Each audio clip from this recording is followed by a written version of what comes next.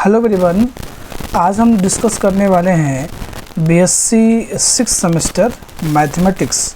तो BSc 6 semester में जो पेपर फर्स्ट आपका है वो है आपका कॉम्प्लेक्स मैट्रिक स्पेस है और कॉम्प्लेक्स एनालिसिस है। ठीक है, तो उसमें जो पार्ट बी है कॉम्प्लेक्स एनालिसिस, उसमें जो चैप्टर 1 है complex number and complex function. तो उस चैप्टर का जो चैप्टर 1 आपका है, ठीक है, उसका हम लोग एमसीक्यू क्वेश्चन आज करने वाले हैं। ठीक है, तो उसमें जो कंप्लीट 5 लेक्चर आपको लिया गया है, तो अभी तक आपने नहीं देखा है तो डिस्क्रिप्शन में लिंक हम दे रहे हैं। पहले आप सब्जेक्टिव क्वेश्चन जो है सब्जेक्टिव लेक्चर आप देख लीजिएगा ताकि आपको एमसीक्यू क्वेश्चन करने में दिक्कत ना हो। बार बार कमेंट कर रहे हैं लोग कि सर आप पूरा पढ़ा रहे हैं, बस आप एमसीक्यू करें। अरे एमसीक्यू भी करने के लिए आपको डीप में नॉलेज होना चाहिए, सब कुछ पता रहेगा तभी आप एमसीक्यू क्वेश्चन कर पाएंगे। तो खाली एमसीक्यू चक्कर में रहेंगे तो आप कैसे करेंगे? मतलब कंसेप्ट क्लियर रहेगा तो आप कोई भी क्वेश्चन कर सकते हैं। तो चलिए उसी के टर्म में जो है चैप्टर 1 है complex number and complex function, उसमें हम लोग एमसीक्यू क्वेश्चन करेंगे आज। पहला क्वेश्चन देखते हैं।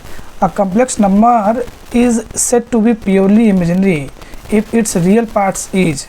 कॉम्प्लेक्स नंबर जो होता है हमारा z equal to a plus iota b होता है।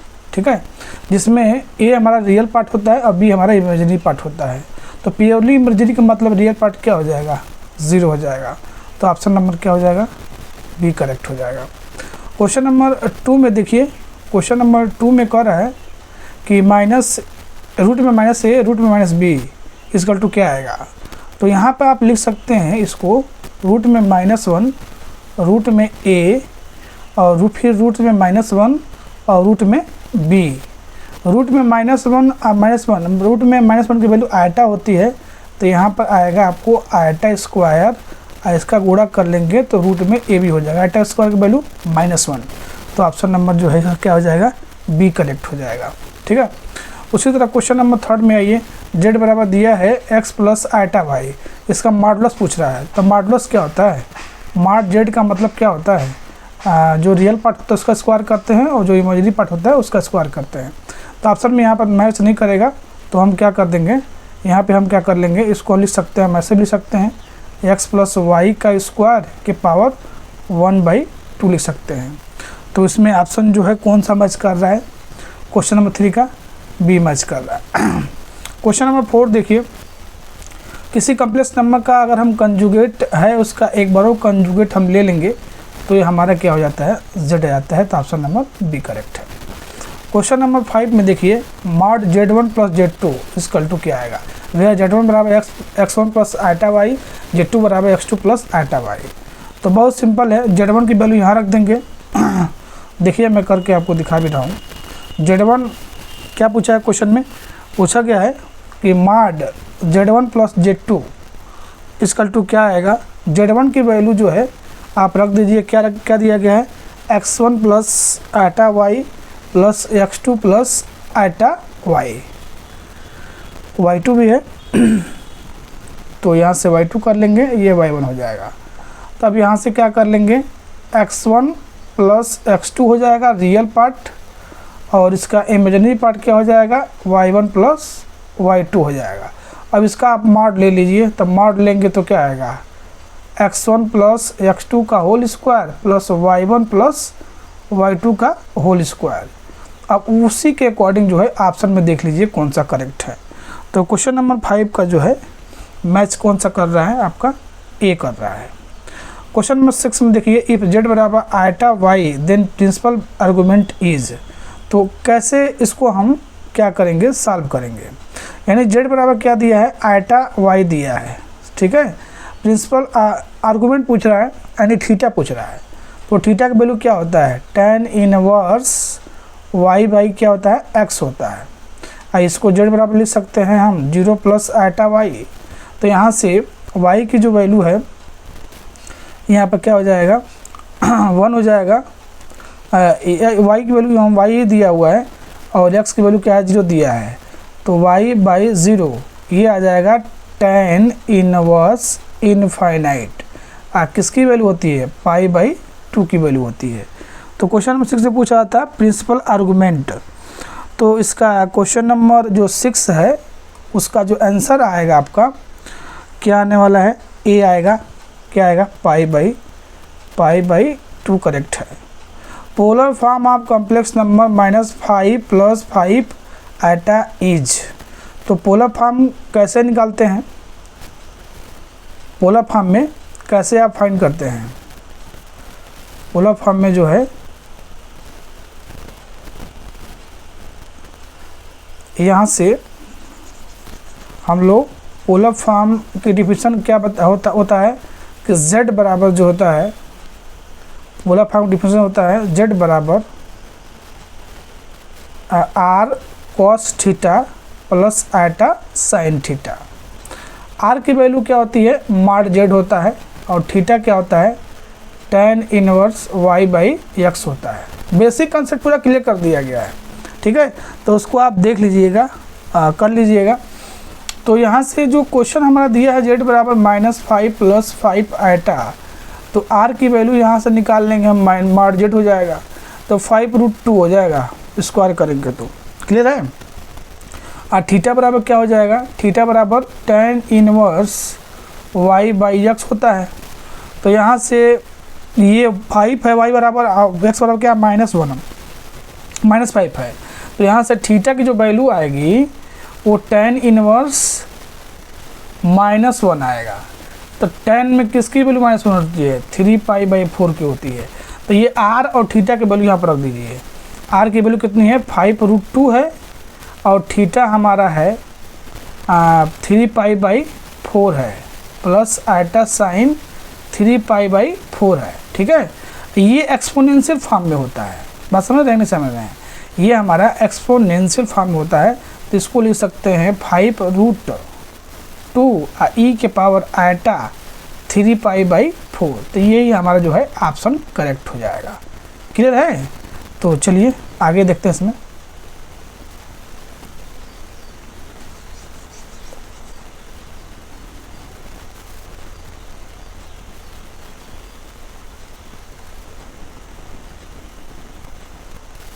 तो क्वेश्चन नंबर 7 में जो है इसमें कौन सा ऑप्शन करेक्ट हो रहा था, क्वेश्चन नंबर 7 में जो है ऑप्शन आपका करेक्ट हो रहा था ए। क्या करेक्ट होता है, ए करेक्ट हो रहा था, ये हो जाएगा यहाँ पर। अब क्वेश्चन नंबर 8 में आते हैं कि if amplitude of complex number z be theta, z का एम्पलीट्यूड क्या है, थीटा है, और एम्पलीट्यूड ऑफ आई जेड क्या हो जाएगा। तो आई का एम्पलीट्यूड जब आप निकालेंगे तो π/2 आएगा, क्योंकि यहाँ y/x करेंगे तो 1/0 इनफाइनाइट आ जाएगा। 10 में किसकी वैल्यू इनफाइनाइट होती है, π/2 का। तो z का थीटा है, आई का क्या है एम्पलीट्यूड हमारा, π/2। तो थीटा प्लस π/2 ऑप्शन नंबर जो है इसका बी करेक्ट हो जाएगा। क्वेश्चन नंबर 9 देखिए, z बराबर x plus iota y then z plus z bar. तो z प्लस z बार करेंगे तो उसको सॉल्व कर लीजिए। x के z की वैल्यू क्या है, x प्लस एटा वाई, आई कंजुगेट है तो माइनस हो जाएगा, तो ये कट जाएगा, क्या आ जाएगा, x और x क्या आ जाएगा, 2x हो जाएगा। देख लीजिए इसमें कौन सा ऑप्शन जो है करेक्ट है। 9 का जो है, 9 का ऑप्शन नंबर ए करेक्ट होगा। तो अब हम क्वेश्चन नंबर 10 देखते हैं। क्वेश्चन नंबर 10 में देखिए, 10 में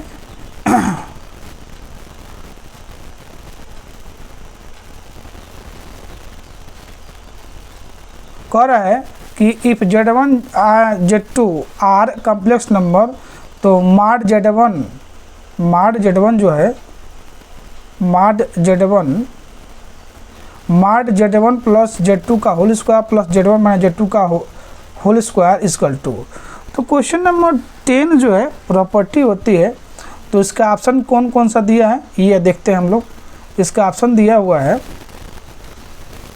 पहला ऑप्शन देखिए 2 मॉड z1 का होल स्क्वायर प्लस z2 का होल स्क्वायर। तो इसका जो प्रॉपर्टी है, ये ऑप्शन नंबर जो है इसका क्या हो जाएगा, जब इसको आप सॉल्व करेंगे, z1 z2 की वैल्यू रखेंगे और z1 माइनस z2 की वैल्यू रखेंगे, तो इसका ऑप्शन नंबर जो है क्या आ जाएगा, करेक्ट हो जाएगा, पहला। क्लियर है। क्वेश्चन नंबर 11 करा, the multiplicative inverse of z inverse z, b not equal to 0 is complex इस कॉम्प्लेक्स नंबर। तो जेड इनवर्स की डिफिनीशन क्या होती है? जेड इनवर्स डिफिनीशन होती है mod z divide by mod z का z bar divide by mod z का स्क्वायर। तो जब इसको आप सॉल्व करेंगे तो क्वेश्चन नंबर 11 का जो आएगा सी आएगा। अब यहाँ पर देखिए ये कह रहा है ई एक्स पी का मतलब होता है एक्सपोनेंशियल, ई के पावर में दिया है। ये क्या दिया है? 2 + 3 पाई आइटा। इसको सॉल्व करते हैं नेक्स्ट पेज पे। चलिए देखते हैं नेक्स्ट पेज पे क्या दिया है। ई के पावर 2 +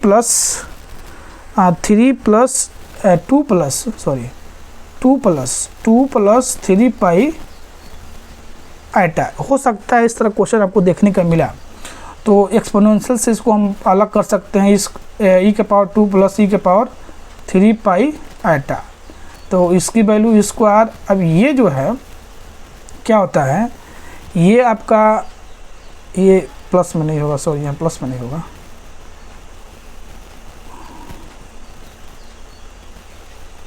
इनटू में है। तो यहाँ से क्या हो जाएगा, ये होता है एक्सपोनेंशियल का cos 3 pi plus iota sine 3 pi. Sine n pi की वैल्यू 0, ये ऑड है तो इसकी वैल्यू -1। यानी cos में जो होता है n पाई की जो वैल्यू होती है वो -1 के पावर n होती है। n डिपेंड करता है, अगर इवन है तो इसकी वैल्यू 1 आएगी, अगर ऑड है तो इसकी वैल्यू -1 आएगी। और साइन n पाई की वैल्यू 0 होती ही है, तो यहाँ से इसका आंसर आ जाएगा -e²। ठीक है, तो जो इसका ऑप्शन नंबर कौन सा करेक्ट होने वाला है? 12 का जो है ऑप्शन नंबर डी जो है आपका करेक्ट हो जाएगा। Okay, question number 30, the point Z1 Z2 Z3 Z4 in order in complex plane are vertices of parallelogram. तो ये तो काफ़ी बेसिक है, ये तो आपको पता ही होगा। इसका ऑप्शन नंबर जो है Z1 + Z3 का सम जो है Z2 + Z4 के बराबर होता है। ये जो क्वेश्चन है, क्वेश्चन नंबर 14 जो है, इसमें थोड़ा सा हमको कुछ गलत लग रहा है। ठीक है, क्योंकि जो प्रॉपर्टी होती है, मैं यहाँ पर एक बार राइट कर दे रहा हूँ कि प्रॉपर्टी क्या होता है। प्रॉपर्टी जो होता है, मॉडुलस की जो प्रॉपर्टी होती है वो क्या क्या होती है, मैं सारी प्रॉपर्टी पिछले बेसिक वीडियो जो हुआ है उसमें बताया भी गया होगा आपको। ठीक है, पहली प्रॉपर्टी जो होती है वो होता है कि माड Z1 × Z2 जो होता है, माड Z1 और Z2 होता है। दूसरा होता है कि Z1 + Z2 जो है, Z1 + Z2 जो है किसके बराबर होगा?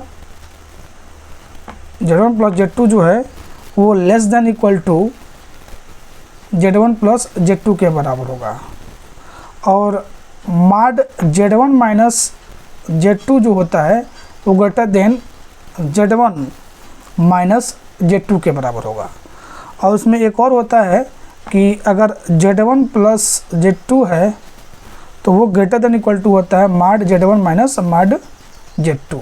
अब ये मॉडुलस की 4 प्रॉपर्टी होती हैं, इसमें से देख लीजिए कौन सा ऑप्शन जो है मैच करेगा, आप देख लीजिएगा। ठीक है, तो इसमें जो है ये इक्वल दिखा रहा है, तो माड Z1 - Z2 ग्रेटर देन भी हो सकता है, इक्वल हो सकता है, तो मे बी ये भी ऑप्शन करेक्ट हो सकता है। ठीक है, आप देखिएगा इसका आंसर कौन सा करेक्ट होगा, कमेंट बताइएगा। ठीक है, द वैल्यू ऑफ e के पावर 2 पाई आई, e के पावर 2 पाई आई, तो इसकी वैल्यू जो होती है वो होता है cos 2 pi plus iota sine 2 pi. 2 pi sine 2 pi की वैल्यू जो होती है वो क्या होती है? 0 होती है। और यहाँ पर क्या होगा, ये 1 हो जाएगा। ठीक है, क्योंकि जब n पाई जो होता है cos n पाई की वैल्यू -1 के पावर 1 होती है, तो यहाँ 2 हमारा क्या इवन है, तो इसका ऑप्शन नंबर पहला करेक्ट हो जाएगा। क्वेश्चन नंबर 16 देखिए, in Argand plane the centre of circle 8Z - 16 + 4 24 iota = 14 has the affix. इसका सेंटर क्या होगा? ठीक है, इसका हम लोग सॉल्यूशन जो है नेक्स्ट पेज पे करते हैं, कैसे किया जाएगा। हो सकता है इस तरह क्वेश्चन आपसे पूछा जाए, तो कैसे होगा चलिए देखते हैं। इसमें जो होता है सर्किल में का जो इक्वेशन होता है Z - A = R, ये हमारा सेंटर होता है। ये हमारा क्या होता है, सेंटर होता है, आर हमारा क्या होता है, रेडियस होता है। ठीक है, तो इस क्वेश्चन में दिया हुआ है, क्वेश्चन में दिया हुआ था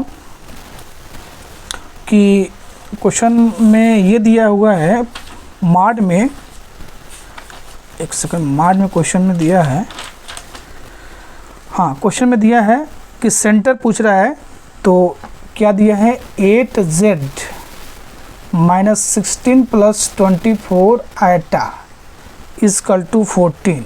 ठीक है, तो पहले इसको हम अगर स्क्वायर करते हैं तो मॉड हट जाएगा, तो 8z 16 प्लस 24 आयटा ये हो जाएगा 14 का स्क्वायर।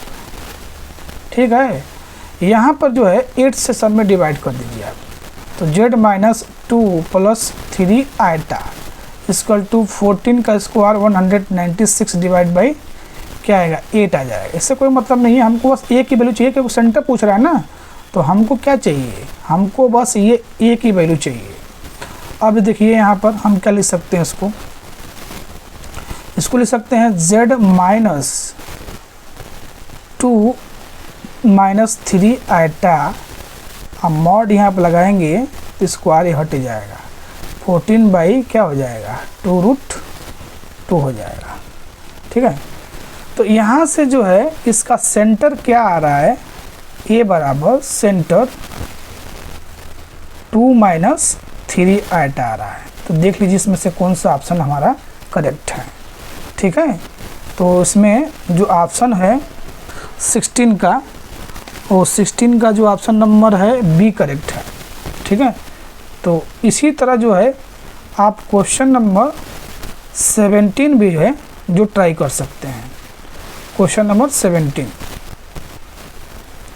क्वेश्चन नंबर 17 में पूछ रहा था कि रेडियस क्या आएगा, तो यहाँ पर आप सॉल्व करिएगा इसको। ठीक है, तो यहाँ पे जो है आप इसको सॉल्व करिएगा, सॉल्व करेंगे तो क्या आने वाला है। तो क्वेश्चन नंबर जो है आप 17 में जो है आप जैसे सॉल्व किया गया वैसे सॉल्व करेंगे इसको, तो इसकी जो वैल्यू आ जाएगी 4 आ जाएगी। क्वेश्चन नंबर 18 में पूछ रहा है z बराबर r e के पावर i थीटा, z बार पूछ रहा है, कंजुगेट पूछ रहा है, तो इसका कोई कंजुगेट क्या हो जाएगा, ये हो जाएगा। क्वेश्चन नंबर 19 देखिए, w equal to f z, z square is a function of type, तो ये सिंगल वैल्यू फंक्शन है। ठीक है, क्वेश्चन नंबर देखिए 20, देखिए 20 में कर रहा है, ये आपसे क्या कर रहा है सकता है, ये क्वेश्चन जो है आपसे पूछ सकता है। ये क्वेश्चन नंबर 20 कह रहा है कि the function F Z equal to mod Z square is everywhere continuous, differentiable, discontinuous और नॉन ऑफ दीज। तो इसमें जो है ये गलत है, डिसकंटिन्यूअस भी नहीं, कंटिन्यूअस होता है, ये डिफरेंशिएबल नहीं होता है, तो ये क्या होगा, कंटिन्यूअस होता है। कंटिन्यूअस कैसे चेक करते हैं, ये बेसिक जो कंसेप्ट आपको बताया गया है डिटेल में, वहाँ पे जो है आपको ये पूरा डिटेल में बताया गया है। ठीक है, तो चलिए इसी के साथ मिलते हैं फिर नेक्स्ट वीडियो में। नेक्स्ट वीडियो में जो है पहले एनालिटिक फंक्शन का जो है पहले थ्योरी जो समरी है वो कम समय में हम लोग ब्रीफ करेंगे, मतलब पूरा समरी क्लियर कवर कर लेंगे, उसके बाद हम लोग जो है MCQ क्वेश्चन पे जाएंगे। चलिए ठीक है, तो चलिए इसी के साथ मिलते हैं फिर नेक्स्ट वीडियो में, तब तक थैंक यू, बाय बाय।